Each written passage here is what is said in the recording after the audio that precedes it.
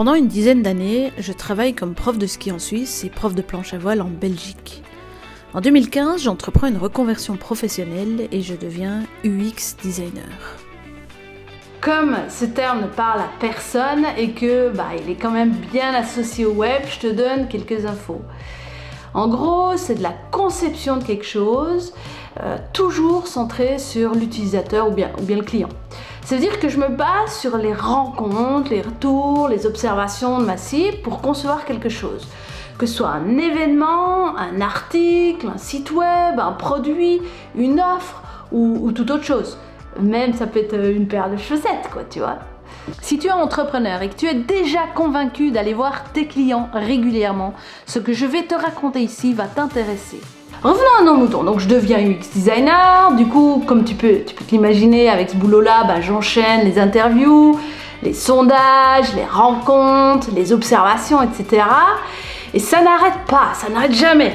On a une hypothèse, on la vérifie, et si elle est vérifiée, on y va, sinon on continue, et ainsi de suite, et ainsi de suite. Ce qui veut dire qu'en faisant toutes ces rencontres, ces sondages, etc., on a énormément de matière.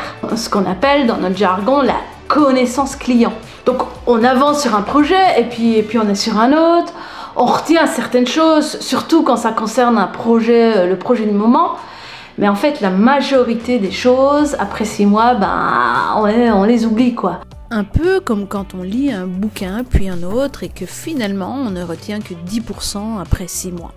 Et au bout du compte, on a une multitude d'informations qui servent principalement juste pour le sujet sur lequel on a besoin de données, et puis on recommence en fait, sur un autre sujet. Le truc, c'est que tout ce qui concerne les retours spontanés, ça rentre dans notre tête. Si c'est positif, on est content. Parfois, on peut les utiliser comme témoignage et puis, en fait, rien. Sauf si ça nous a été remonté, mais 100 fois. Et donc là, on se dit, il y a peut-être quelque chose à faire. Bon, clairement, fonctionner comme ça quand t'es entrepreneur, c'est juste pas possible. T'as tout simplement pas le temps pour faire des études à répétition. Clairement, pour ça, il te faut un UX designer dans ton équipe. Par contre, je pense que tu rencontres tes clients régulièrement, tu reçois des retours et tu en demandes. Ça te permet de corriger certaines choses. Mais c'est vrai que tu ne notes pas tout. Parfois, tu remarques que c'est quelque chose qu'on t'a déjà dit. Il y a un moment. Mais voilà, c'est comme ça. Et si je te disais qu'avec toutes ces données que tu récoltes régulièrement, tu peux l'organiser, tu peux en faire un système et découvrir des opportunités pour le développement de ton business ou même prioriser certains chantiers. C'est une histoire d'organisation. C'est comme quand tu ranges les choses, tu les trouves plus facilement. Tu remarques que certaines choses, tu en as beaucoup plus que d'autres et tu es à jour par rapport à ce que tu as. Donc, si t'en manques, tu sais ce qu'il faut aller chercher. Toutes les informations que tu reçois de tes clients, c'est hyper précieux. Tu peux les organiser pour les retrouver plus facilement, mais tu peux également jouer avec cette information et voir un peu ce qui sort. Voir s'il n'y a pas une opportunité d'évolution pour ton business, voir s'il n'y a pas un chantier que tu pourrais plutôt prioriser plutôt qu'un autre. Ce que je te conseille, c'est de te créer une base de données sur Airtable, sur Notion, et en fait, c'est un peu organiser ta connaissance. Tu te crées un système pour gérer et stocker toute cette information que tu as. En fait, ça a une valeur folle. Ça va te permettre de ne perdre aucune miette.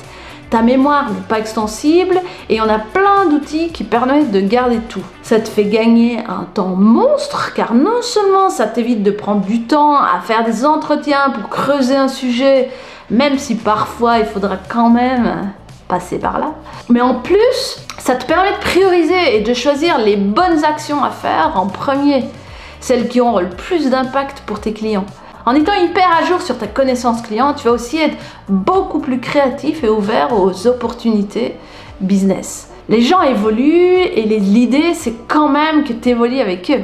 Bref, tu le comprends, je te parle d'amélioration de l'expérience et de satisfaction pour tes clients, rien qu'en organisant toute cette connaissance que tu as finalement chaque semaine. Enfin, je pense que tu les as chaque semaine parce que rien qu'en étant sur tes réseaux sociaux, en discutant avec tes clients, tu as déjà de l'information. Non seulement tu connais mieux ton client, mais en plus tu n'oublies aucune information.